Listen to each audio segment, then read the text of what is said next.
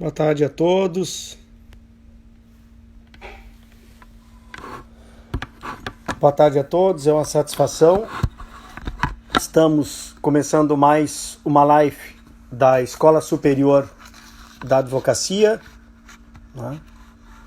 É uma honra muito grande hoje poder estar aqui conosco, todos nós, para discutir os desafios e os reflexos que se nos impõem a educação jurídica em um mundo pós-pandemia. Quero inicialmente agradecer a Comissão de Ensino Jurídico, na pessoa do nosso presidente, Dr. Matheus Aires, dizer que é uma satisfação muito grande. E hoje vamos contar com a vice-presidente da comissão, a doutora Rosane Danilevich, quem irá hoje fazer toda esta apresentação. Tá? Então vamos esperar a doutora Rosângela, a doutora Rosane, entrar e a partir daí então nós começamos a falar sobre a educação jurídica, certo? Vamos aguardar um pouquinho a doutora Rosane.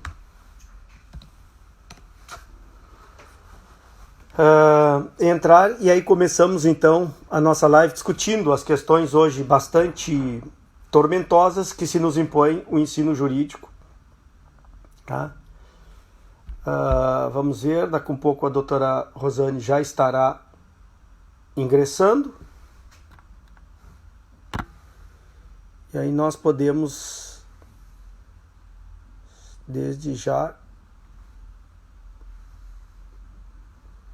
ver quem está aqui. Vamos convidá-la.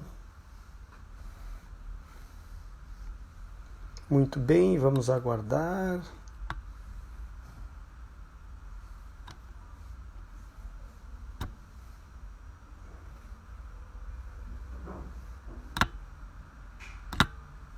Vamos lá, vamos esperar agora.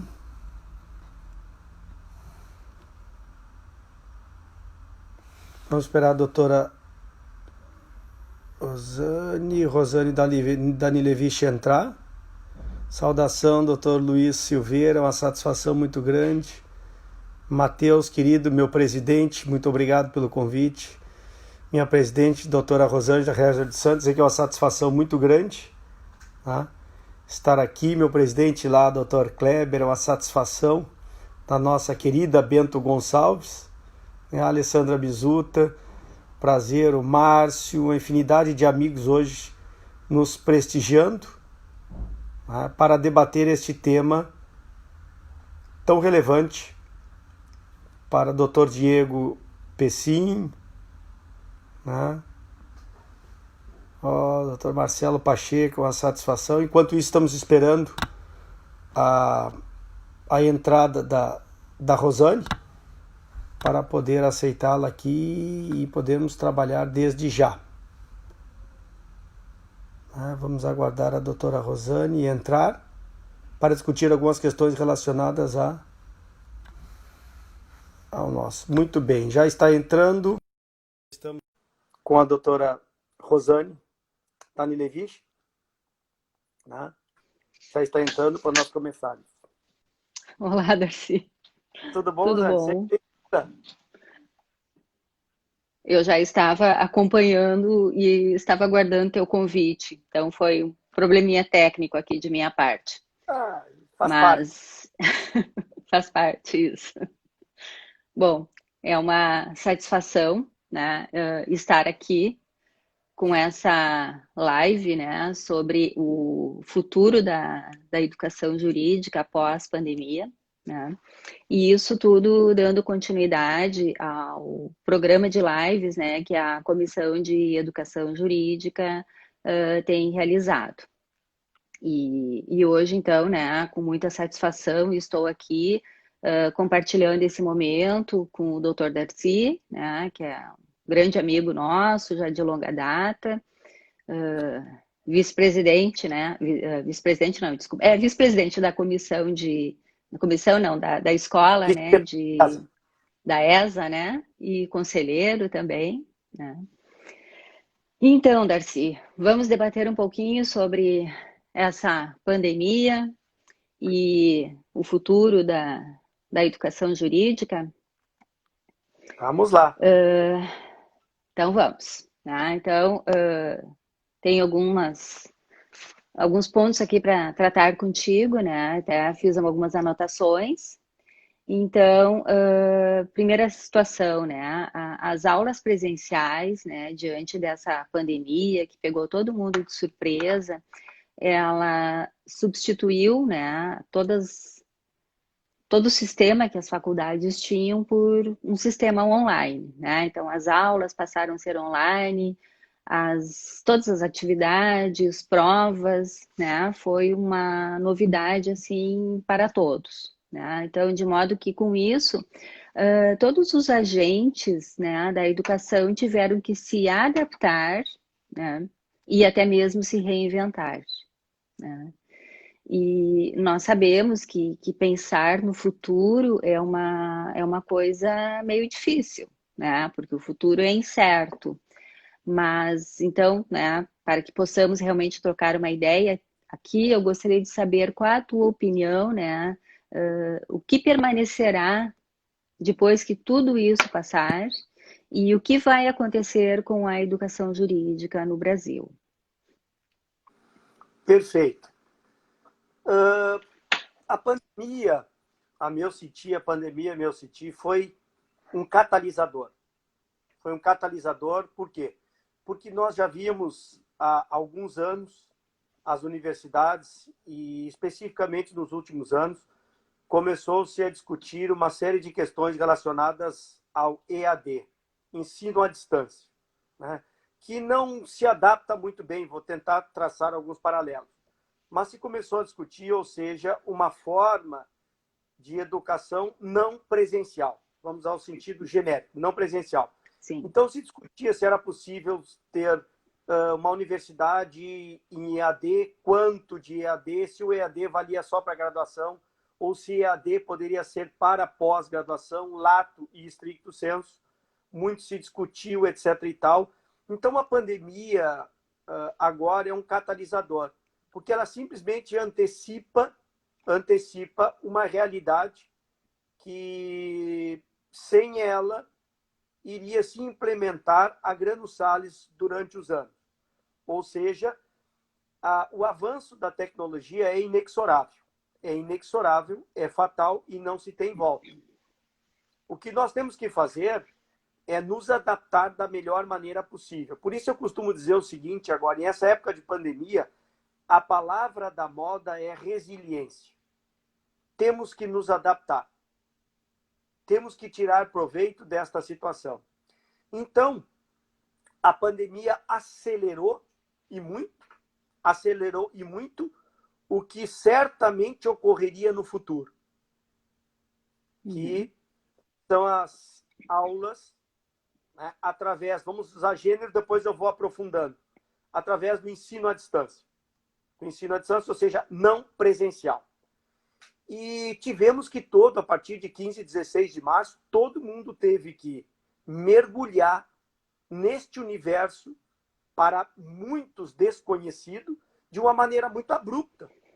Tanto que as instituições, Rosane, tu é professora de instituição, eu sou professor há 31 anos de instituição de ensino jurídico, aí tenho pensado essa questão, e as instituições, como Unicinos, como PUC, não estavam preparadas para transformar todas as suas aulas presenciais em aulas online. Tanto que foi uma correria, plataforma, compra plataforma, uma compra o Zoom, outra compra o Google Meets, etc. E as universidades privadas tiveram que se reinventar, porque não podem se dar ao luxo de perder o aluno durante o semestre, como as universidades públicas, diz que as universidades públicas estão fechadas. Sim, simplesmente parou, né? Claro. Tu imagina o problema com a privada como a nossa, Unicinos e PUC, no meu caso, um semestre posto fora, as universidades vão quebrar, já estão muito ruins, economicamente falando, economicamente. Então tiveram que mergulhar, comprar sistemas, entrar em sistemas, e está muito difícil esta realidade. Está muito difícil para instituições, para professores, e não tanto, mas também para alunos, porque esta geração milênio tem uma certa facilidade, mas uma facilidade em algumas situações e não em outras.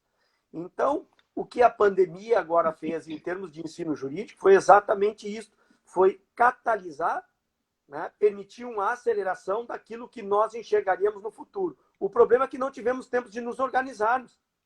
E aí vem aqueles temas, então como é que vamos funcionar? São aulas síncronas ou não?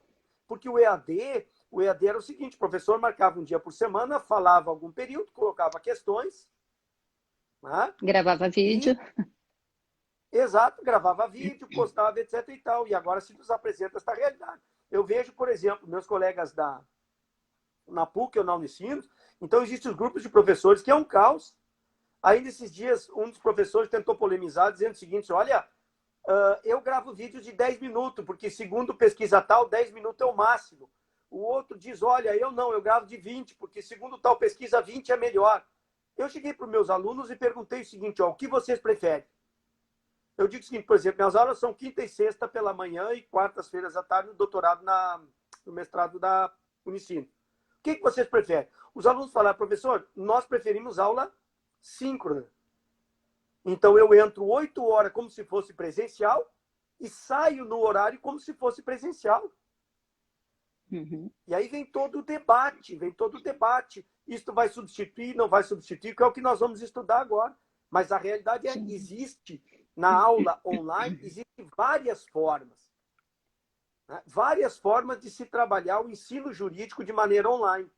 Com vídeos, com chat. Por exemplo, se abre um Moodle de uma instituição privada, tu tem uma lista infindável de tarefas que o professor pode fazer online com o aluno. Seja offline, seja online. Mas existe uma lista infindável do que se pode fazer. Então, isso é algo que nós temos que discutir e ver como se pode fazer isso. Tá? Sim. Eu concordo contigo, realmente a pandemia ela acelerou todo um processo de transição, né, estrutural que já se pensava, né, e realmente só que pegou todo mundo despreparado, né, então as instituições elas estariam com um planejamento de ação a longo prazo, né, e iam implementando algumas práticas. No entanto, tiveram que, de um dia para o outro, simplesmente muda toda a sistemática, né? E há toda uma readaptação até do próprio semestre, né? Letivo, tudo que as instituições tinham preparado. E realmente, assim, eu noto que muitos comentários até, né, de colegas, muitas instituições realmente estavam despreparadas. Né? Eu sou professora da São Judas Tadeu, coordenadora do curso Direito, e lá nós trabalhamos com o Moodle, e já tínhamos o Google. Então, isso aí para nós foi muito fácil. Tá? Então, simplesmente colocamos as nossas disciplinas dentro do Google, e dentro do Google se tem muito recurso, né?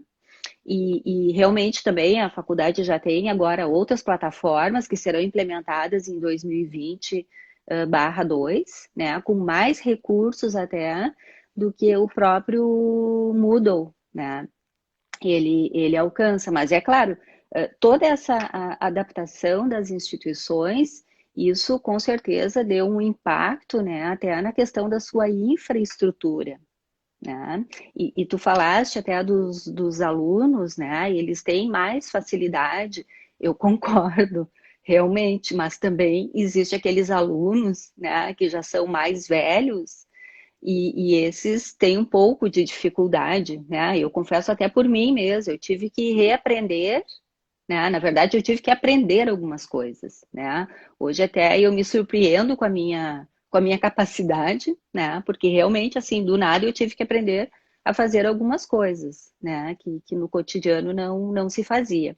E lá na São Judas também eu tenho aula que era EAD, né? Que já era nessa sistemática. E o que a gente percebeu? né, que as aulas sendo também síncronas, adotamos esse sistema, né, aulas síncronas, então o aluno entra, o professor está lá, fica a noite toda, né, e os alunos da aula, ao menos a minha, que é direito financeiro, os alunos passaram a preferir que eu estivesse lá todo sábado de manhã com eles presencialmente.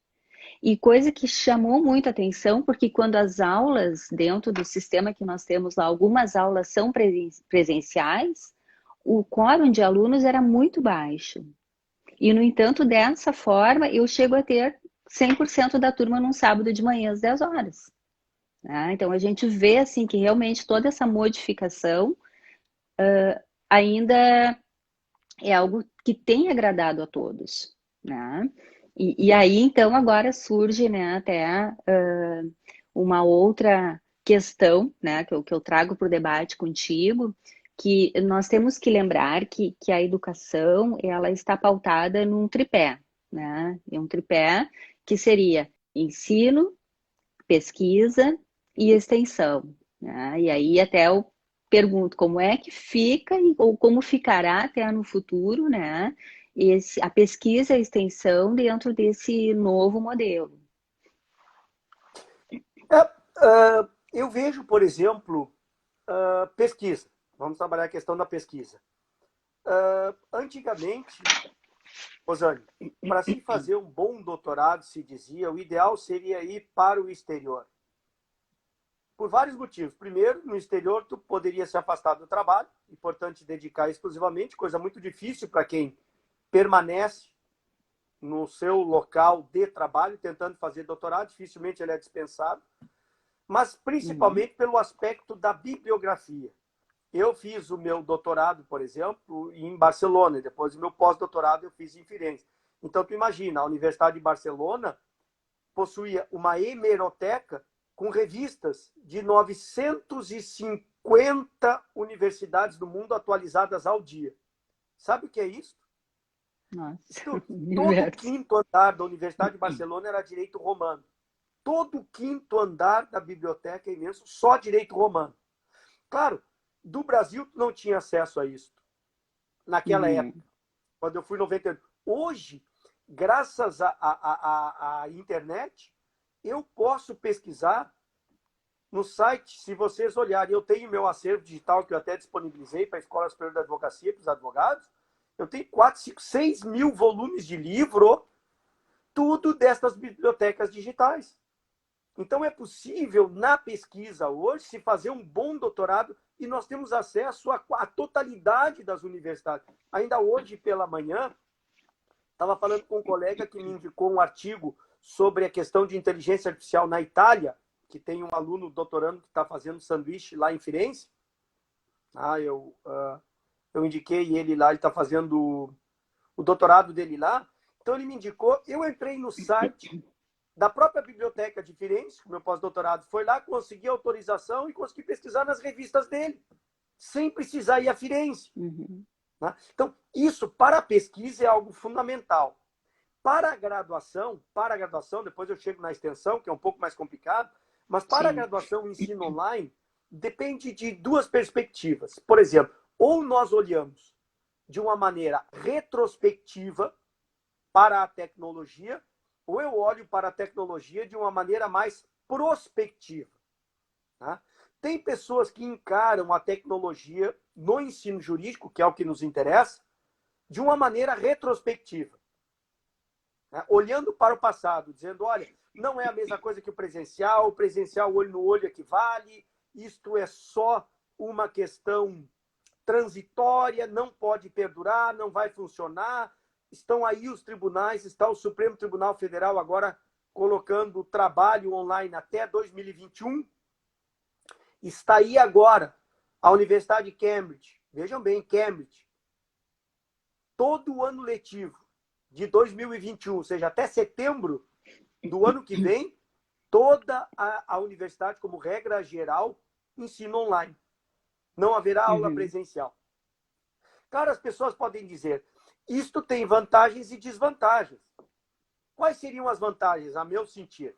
As vantagens são as seguintes. Imagine só, Rosane. uma pessoa tem interesse em estudar numa instituição, por exemplo, Unicinos, PUC, São Judas Tadeu, Ministério Público, e reside no interior, reside lá em Livramento. Pode ser difícil para um pai fazer com que o filho venha a Porto Alegre, resida em Porto Alegre, alugar um imóvel, manter o filho, pagar mensalidade, para que ele possa estudar numa instituição de qualidade, segundo o entendimento dele. Agora, com o ensino online, se houver, e certamente haverá, e nem vou utilizar pelo critério de um professor dando aula para 200, 300 alunos, isso é uma outra discussão, que agora não é o meu foco, eu estou analisando o aspecto positivo. O pai poderá matricular o aluno lá em Livramento, ele pode frequentar a escola que ele considera maravilhosa, tendo o filho em casa e o filho podendo acompanhar. Eu tenho colegas... É uma questão de economia, né? Claro, eu tenho colegas financeiro hoje que fazem cursos e ganham certificado da Universidade de Harvard, da Universidade de Yale, tudo online. Tudo online, tu não precisa pagar para o teu filho ficar lá estudando, residência, passagem de avião, alimentação, não. Ele faz um curso. Cara, vamos discutir, é um outro problema, estou falando isso é uma vantagem, a qualidade, etc. Sim. E tal. Então, na graduação, tem vantagens e desvantagens. Eu, particularmente, tenho enxergado, a partir da pandemia, muitas vantagens que antes eu não enxergava. Tanto que eu nunca dei aula em AD. Eu nunca dei aula em AD. Não me sentia à vontade para dar aula em AD. Gosto muito do diálogo, gosto muito da discussão, trabalho somente em cima de problemas. Então, achava que no EAD ficava um pouco mais complicado. Os alunos me formulavam uma série de perguntas e eu sentar e responder todas as perguntas. Perde o diálogo, ganha muito ao invés de pergunta e resposta. Na extensão é um pouco mais complicado. Imagino as universidades têm, por exemplo, serviço de assistência judiciária gratuita, onde a ideia presencial é muito relevante. É muito relevante. Mas o que acontece agora? O problema que a pandemia se nos coloca é um só. Tertium non datum. Ou seja, não há uma terceira via em épocas de pandemia. Ou tu tem aula presencial, ou tu tem, melhor, aula online, ou tu não tem aula, porque presencial está proibido.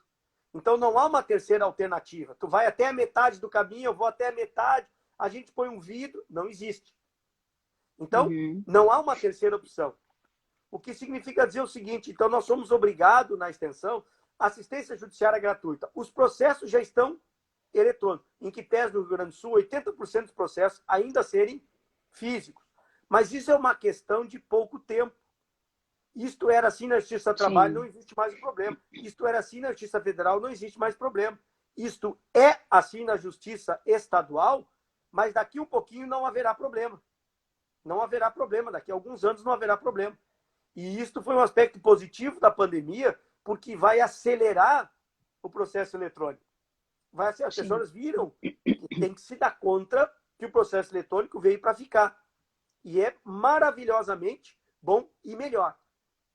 Na extensão, nós vamos ter que fazer agora. Não há possibilidade. Mas é verdade, aquela mãe tem um problema e ela precisa resolver numa separação, ela precisa pedir um afastamento, uma ação cautelar de separação de corpos. Não se pode ter o atendimento presencial. Então, neste momento, teremos que abrir uma oportunidade,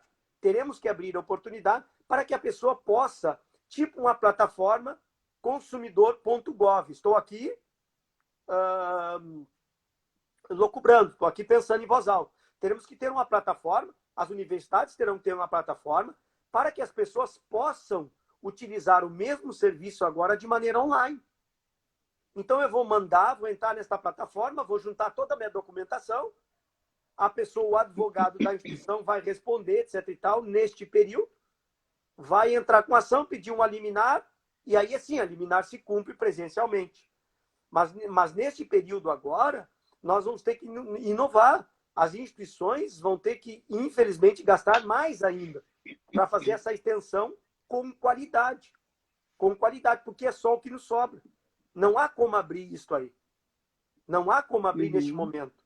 Então, o que eu vejo agora é esta possibilidade. É fazer como uma plataforma, né, do consumidor.gov, algo nesse sentido, para que as pessoas possam buscar este serviço de proximidade entre universidade e comunidade neste momento. E Sim. depois eu acho que, sabe qual é o segredo, Rosane? Eu acho que isto não desaparece. Isto não vai mais desaparecer. Eu acho que o futuro agora, pós-pandemia, vai ser nós trabalharmos inicialmente com essa dupla via, presencial e EAD. Eu já tenho, veja bem, na aula de mestrado, eu já tive alunos perguntando, professor, semestre que vem, a partir de agosto, será que é possível nós termos a nossa aula online, síncrona, ao invés de termos que ir até a instituição? É uma questão que eu vou formular agora para o meu programa de pós-graduação. Olha, os alunos estão me perguntando se isto vai ser possível ou se eu vou ser obrigado a ofertar somente a minha disciplina presencial ou poderia eu ofertar a minha disciplina online. Eu tive, Rosane, para te ter uma ideia, eu tive faz uns 2 anos atrás, e ainda tem. Hoje eu tenho 2 meninos do mestrado, um do Piauí e outro do Maranhão, mas eles moram aqui. Mas eu tive, há 2 anos atrás, olha só que absurdo, olha a força de vontade. A menina assistiu todas as minhas aulas, foi do doutorado, acho que foi doutorado, assistiu todas as minhas aulas, ela saía às 5 horas da manhã, do Piauí, de Teresina, chegava 2 horas da tarde para a minha aula, terminava a minha aula às 5h30, ela voltava para o aeroporto e voltava para o Piauí, chegava lá em torno de 1 da manhã. Toda terça-feira ela fazia isso. Tu acredita? Olha só. Puxado, hein? É muita vontade. Mas numa aula como hoje, como eu estou tendo, eu não tenho visto, sinceramente, minha experiência, eu não tenho visto quebra de qualidade. Os debates continuam sendo intensos. Na pós-graduação, no mestrado, os alunos têm apresentado o trabalho, eles apresentam o trabalho, eles compartilham a tela com todo mundo, e as discussões são de alto nível, exatamente da mesma forma que a presencial. Na graduação é igual, Rosa. Na graduação é igual. Eu estou dando aula, por exemplo, de recursos esse semestre, então formulo questões.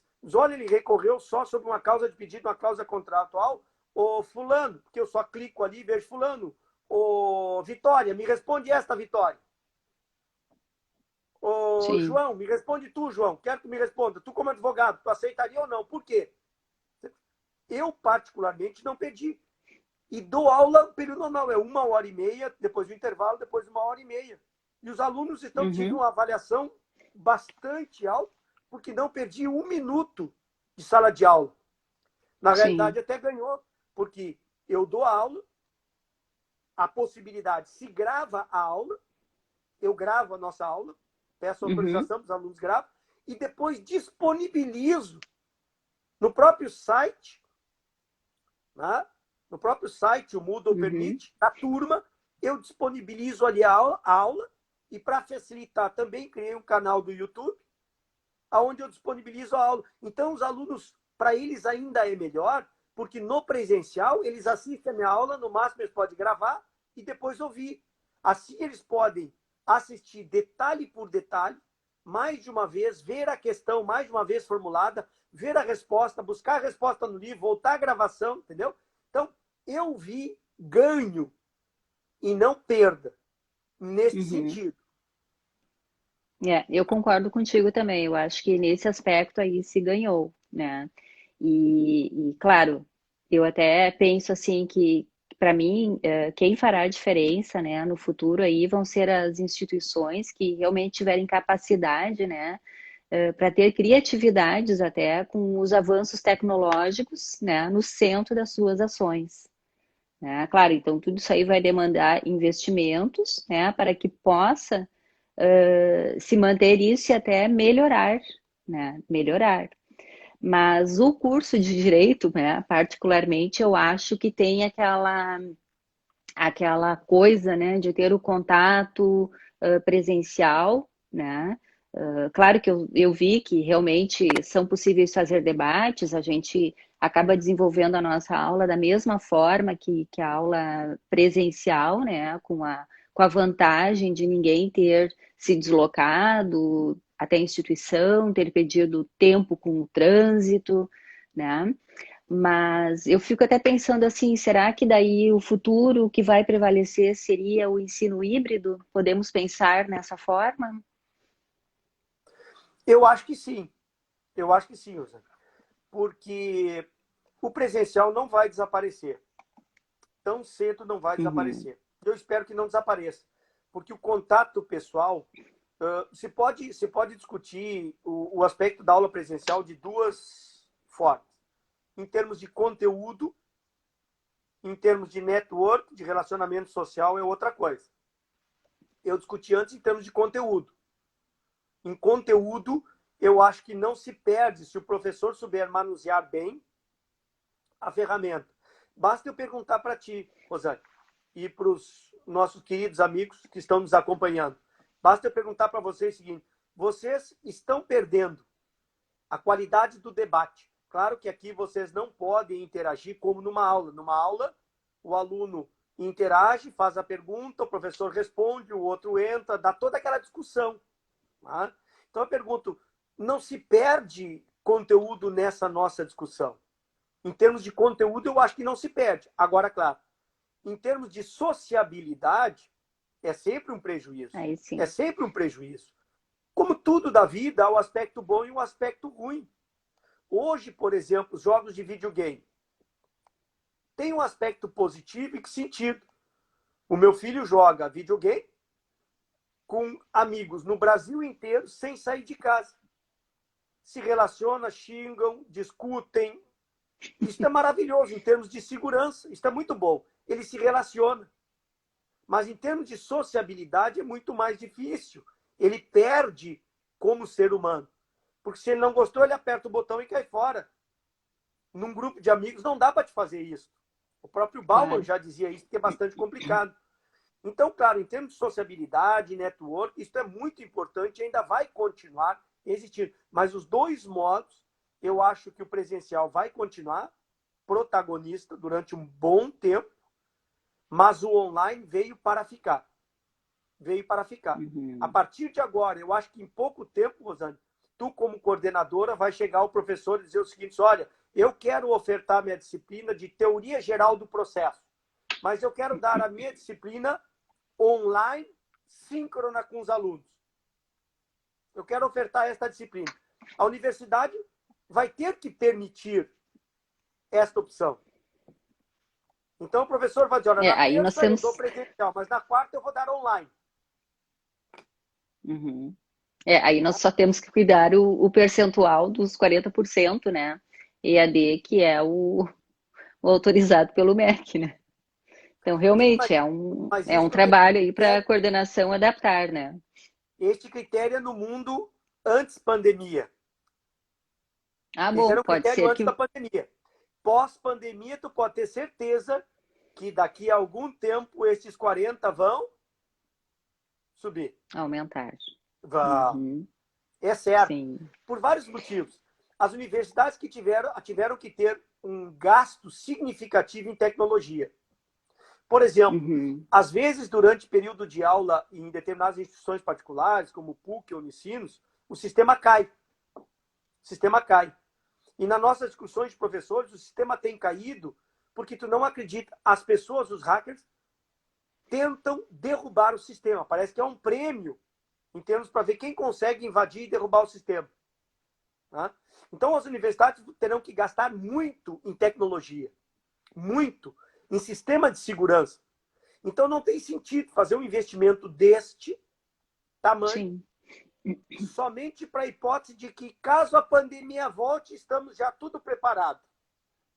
Porque a ideia de pandemia agora, pelo que se tem visto, a Universidade de Harvard publicou um estudo que este isolamento social sai, volta, em maior ou menor escala, vai até 2022.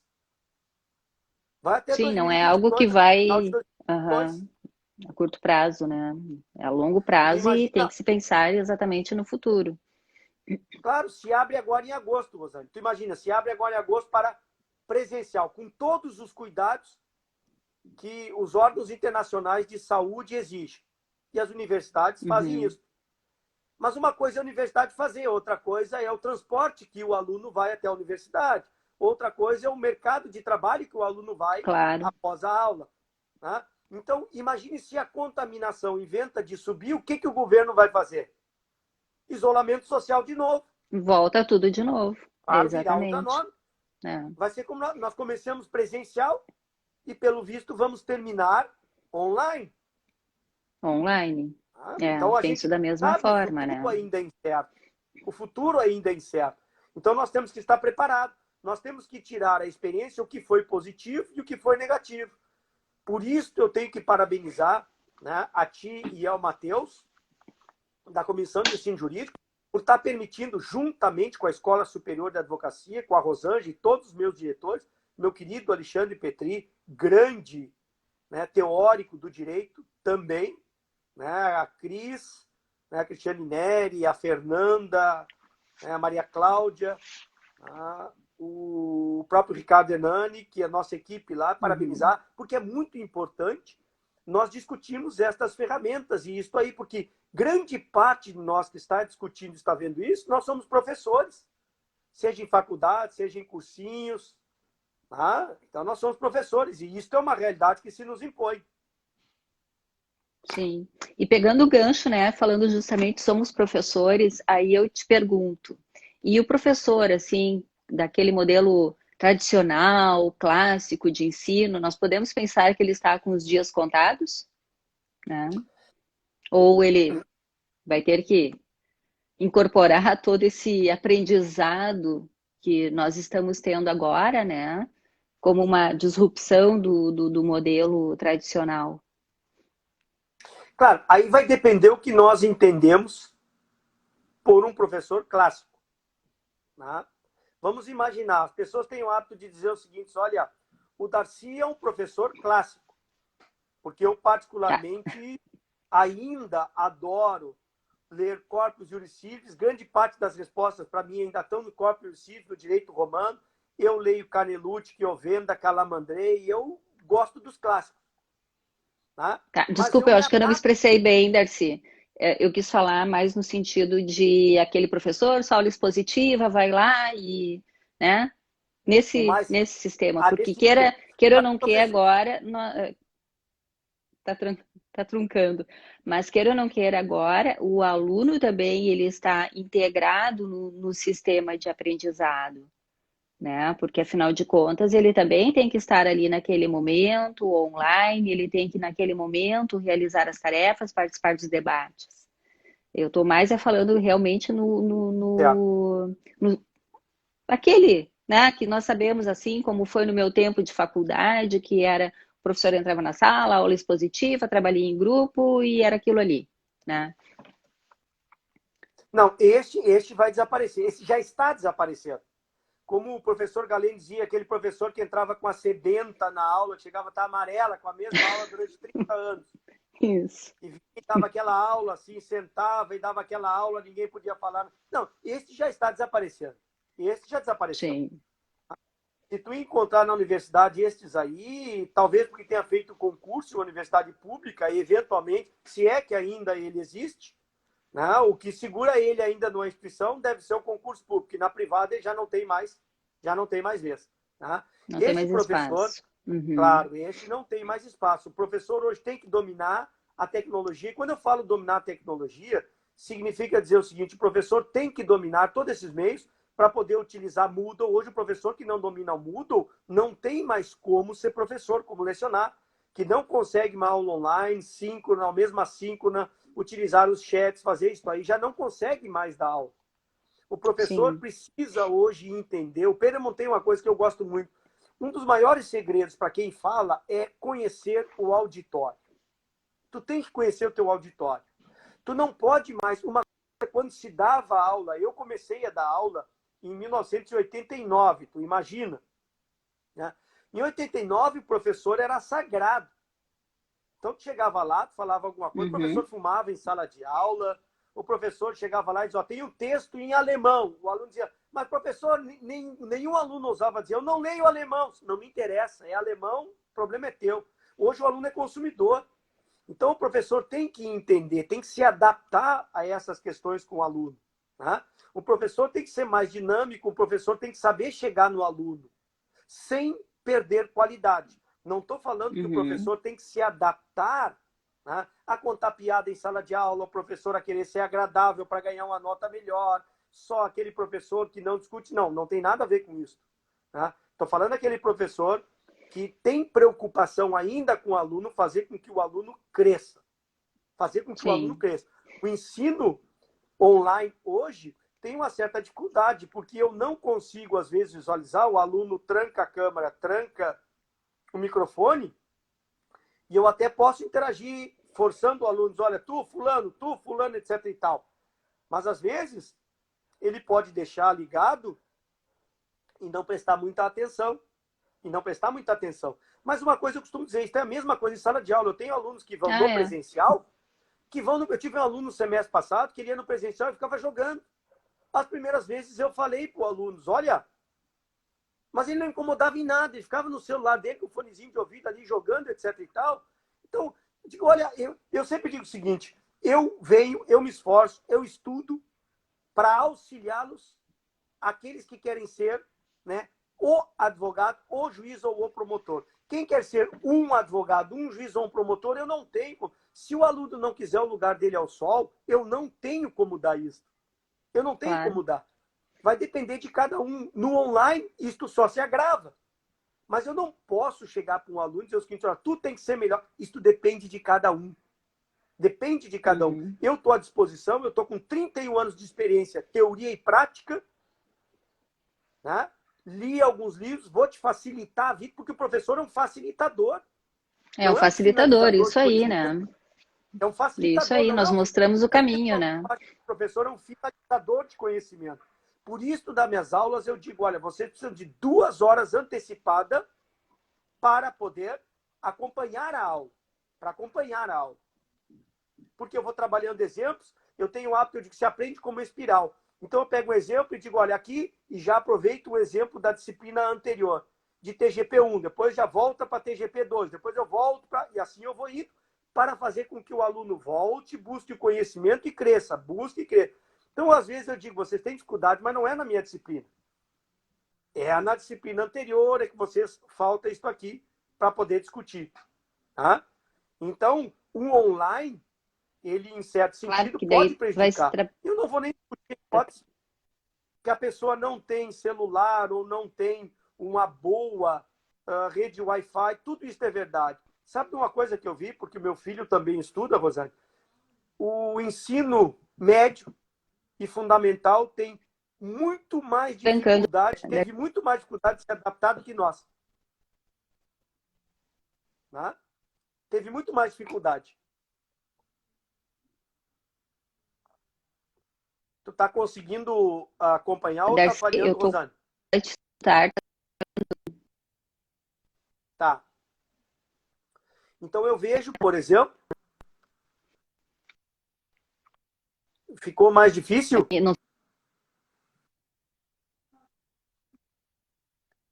Tá falhando um pouco, né? Tá falhando um pouco a nossa conversa. O teu tá falhando um pouco, ao menos o teu, para mim. Tá falhando um pouco, Rosane. Tá? Vamos ver se o sistema já volta e já melhora. Foi. Agora não. Já tô vendo, melhorou. Tá, trancou. Trancou então, tudo, eu acabei não te escutando ali no... Tá, eu vou concluir a ideia. Então, o que eu estava dizendo é o seguinte, ó. Acho que trancou novamente, mas eu vou concluir a ideia. Que as universidades se adaptaram muito melhor do que as redes de ensino privada para ensino fundamental e ensino médio. Tiveram uma dificuldade bárbara de poder se adaptar. E ainda estão tendo. Muito mais do que nós no ensino fundamental. Né?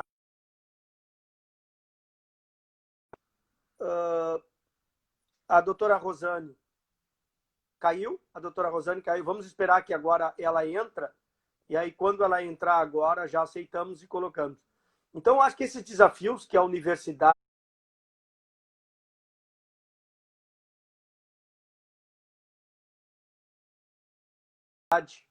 está enfrentando, que a universidade está enfrentando agora, é algo que vai servir para fixar algumas metas e algumas bases, né, no futuro.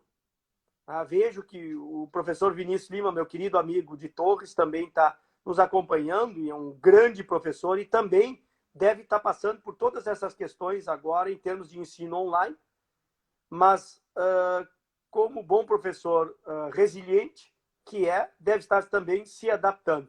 Igualmente a minha querida amiga e colega do programa de pós-graduação, a Raquel.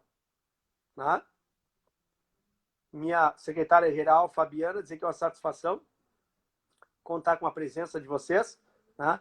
Então, vejam ainda, o grande problema hoje das universidades, até enquanto a doutora Rosane não entra, né, a universidade vai ter que se reinventar, não só em termos de questões online, mas também vai ter que se reinventar em termos de adaptação relacionada a conteúdo. Né? Não é mais possível, por exemplo, uma universidade hoje não ter entre as suas disciplinas, né, questões relacionadas à ausência de linguagem computacional, que isto é extremamente importante. Tá? Isto é extremamente importante. Composição textual de documento jurídico, que nós temos que ter e não temos. Trabalhar toda a ideia de árvore e estruturação de decisões judiciais, que deveríamos ter e não temos. Então, as universidades também têm esse desafio pela frente, que é em termos de inteligência artificial. Coleta e organização de dados, as universidades têm que se preparar também para isso. Então, são várias frentes que as universidades terão que se preparar, em termos de pandemia e em relação a questões relacionadas à pós-pandemia, para trabalhar todas essas questões utilizando a pandemia como pano de fundo para poder entender melhor. Já estamos agora aqui com a doutora Rosane, que voltou. Tá? São as coisas que acontecem, né? Então, realmente, aqui, o sinal da Claro, perdi completamente. E eu te escutava, começou a trancar e parou tudo. No final das contas, parou tudo, né?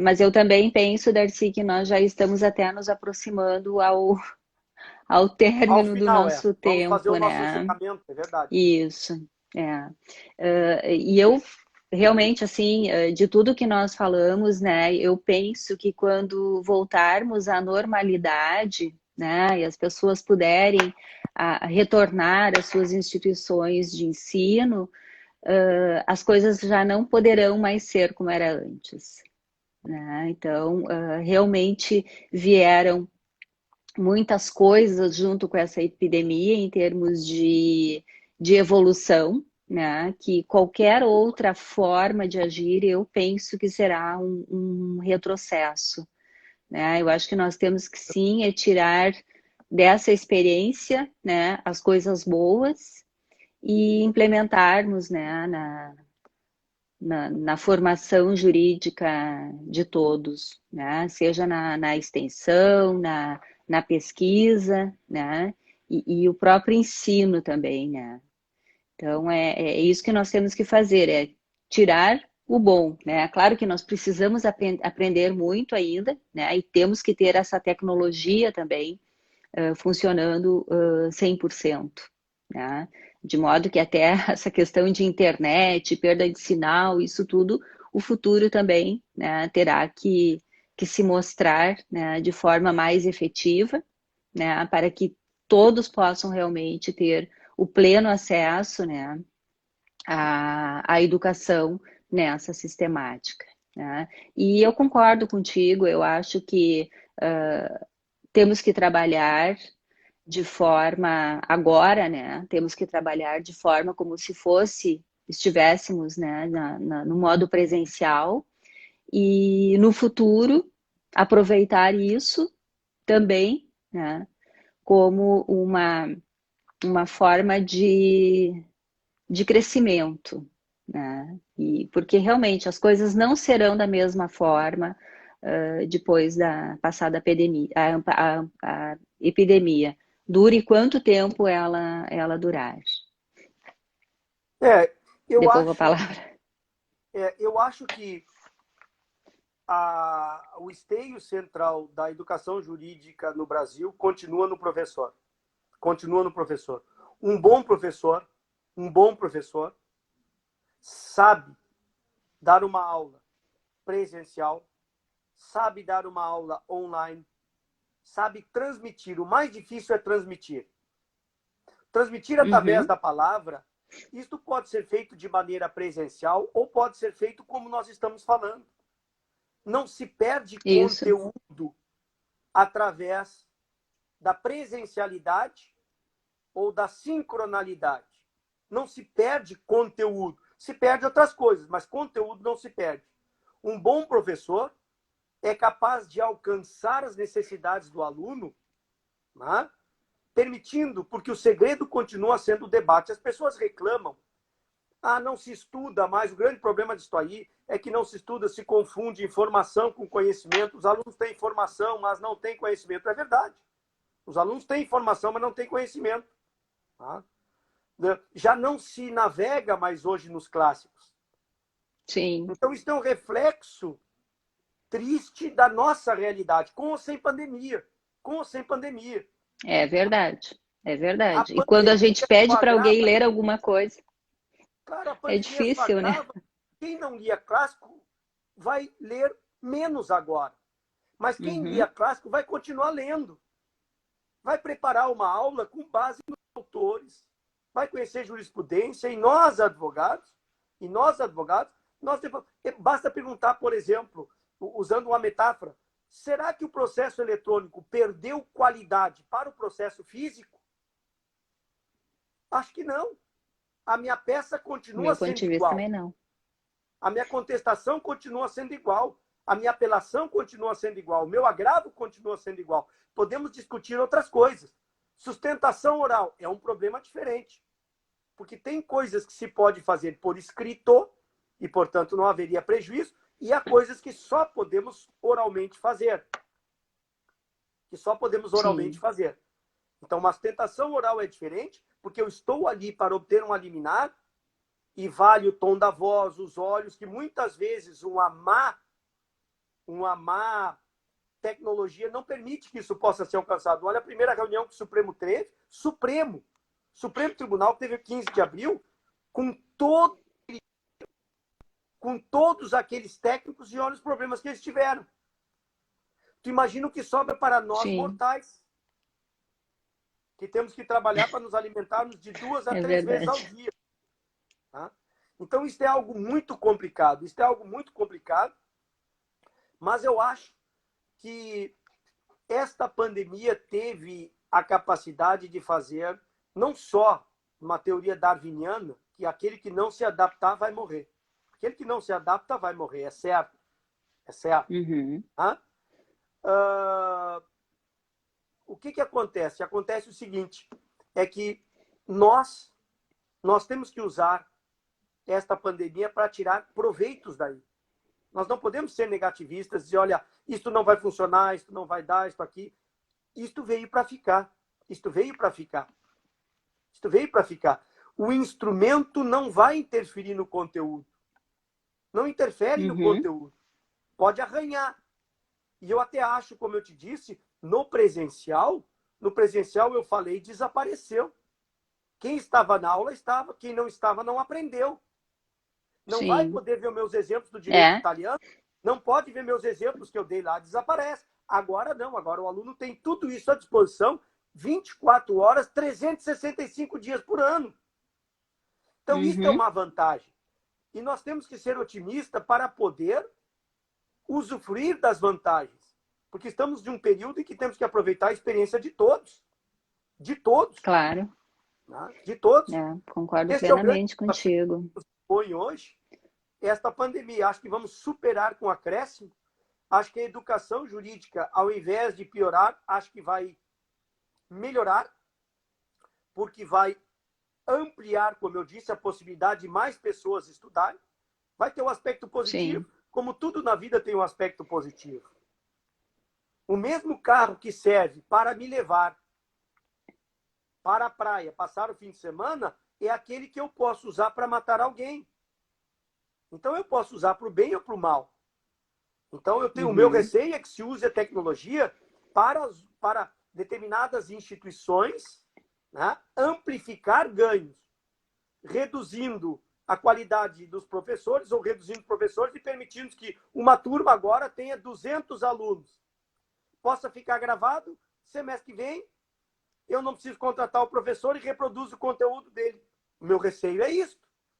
E esses são os aspectos negativos. E isso, uma legislação tem que resolver esse problema. Teremos que ter uma legislação para poder interferir. E acho que a comissão agora, a comissão e a escola, para poder discutir toda uma legislação jurídica pós-pandemia vai ser relevante.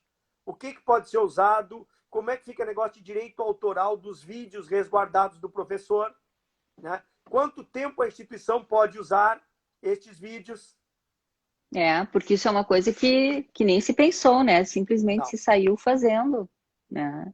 Mas justamente na questão de adaptação ao problema que tivemos que enfrentar, né? Mas é algo que realmente precisa ser pensado, né? E o professor simplesmente não pode ser substituído por esses vídeos feitos agora numa situação de excepcionalidade, né? E mesmo que seja online, não se pode permitir que um professor tenha 200, 100 alunos, 150 alunos. Não se pode permitir isso. Tem que se criar regras. Com Olha, certeza. presencial, qual é o número de alunos ideal? A universidade tem uma diretriz. Cada universidade tem, o MEC estabelece uma diretriz. Agora, veja bem, no online também vai ter que ter uma diretriz. Mas não é porque é online que eu posso botar 150, porque não ocupa espaço físico, ocupa o espaço virtual. A universidade tem condições de pagar o espaço virtual, então vamos botar 150 alunos para um professor. Não, terá que haver um regramento para que isso possa ficar tão nítido quanto presencial. Né? Com certeza. Isso. Aqui chegamos já está finalizando? Chegamos, já estamos, já passamos um pouco do tempo, né? Mas eu acho que foi uma experiência muito válida aqui, né? Falarmos um pouco dessa situação, pensando no futuro, né? Lembrando que o futuro é incerto, né? Nós não temos a certeza de nada, mas que com certeza nós tiraremos boas experiências, né? Desse modelo que se implementou agora, né? A fim de atender uma necessidade. Bom, Darcy, foi uma satisfação, né? Poder conversar contigo, trocar essas ideias, né? E que possamos realizar outras no futuro. E agradeço também a participação dos colegas aí que acompanharam a live, convidando para que vocês acompanhem as próximas que a Comissão de Educação Jurídica está preparando. Sim, eu aqui agradeço o convite, agradeço a ti, ao Matheus, à Rosângela, a oportunidade de poder dialogar com os colegas e trazer algumas reflexões. Não são verdades, são reflexões. Muito obrigado pela atenção e até uma próxima. Um abraço. Mesma forma, abraço. Tchau.